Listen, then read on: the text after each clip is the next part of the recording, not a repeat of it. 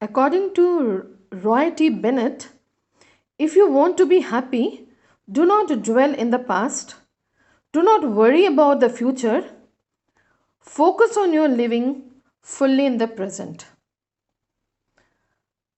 With this beautiful quote, I wish you all a very pleasant morning and Happy New Year to all of you.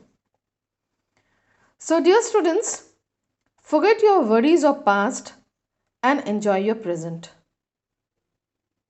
So, I wish you a safe and a healthy day ahead. Today, we are meeting each other after our winter vacation with the chapter Mystery of the Talking Fan, which is a poem of your textbook Honeycomb. It's a very short poem written by Maud Rubin, which is about a fan. It's a very short poem and it is a very simple topic taken by the poet. So I would like to read the poem for you. Once there was a talking fan, electrical his chatter. It couldn't quite hear what he said, and I hope it doesn't matter because one day somebody oiled his little whirling motor and all the mystery was spoiled. He ran as still as water.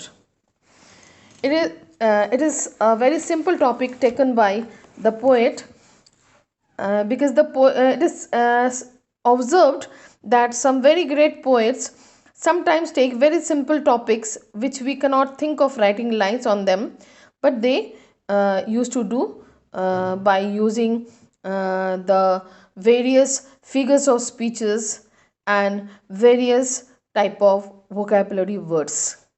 So I would like to talk about the summary of this poem. The poet Maud Rubin is telling us about an electric fan that made a lot of noise.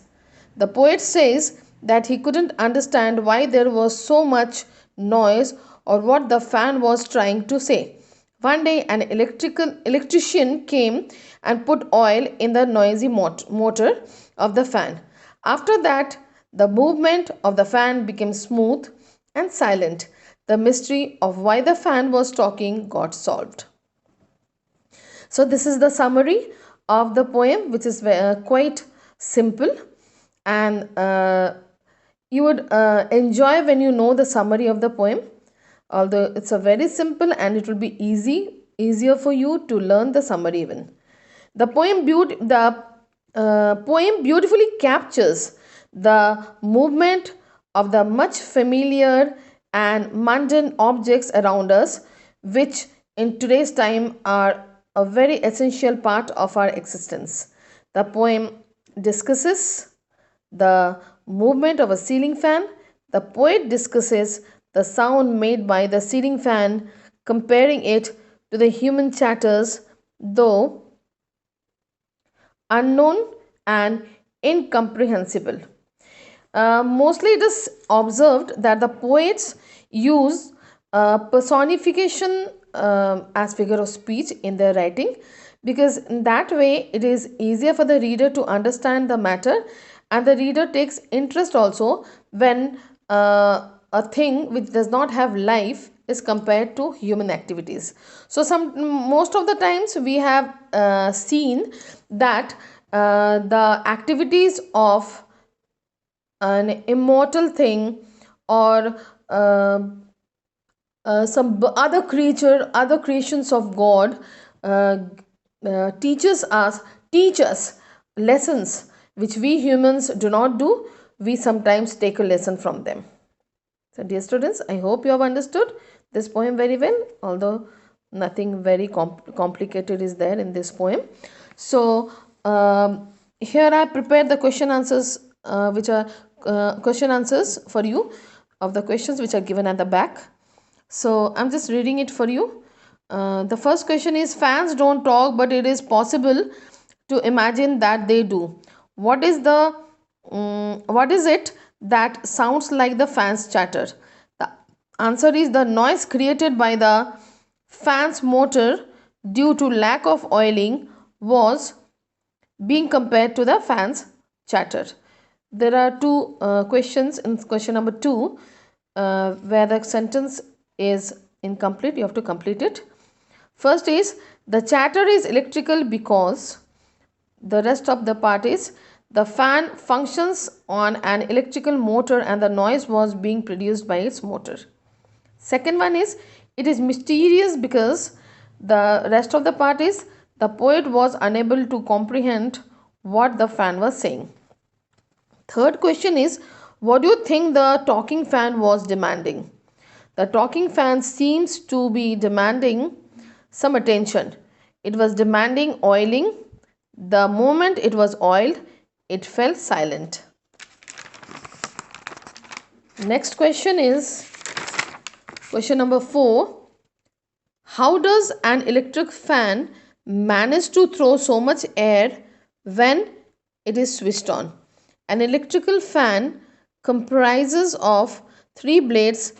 Nowadays you have more than 3 blades also. 3 blades and a whirling motor. The moment it is switched on, the motor starts and begins to rotate, forcing the blades to move in circular movement.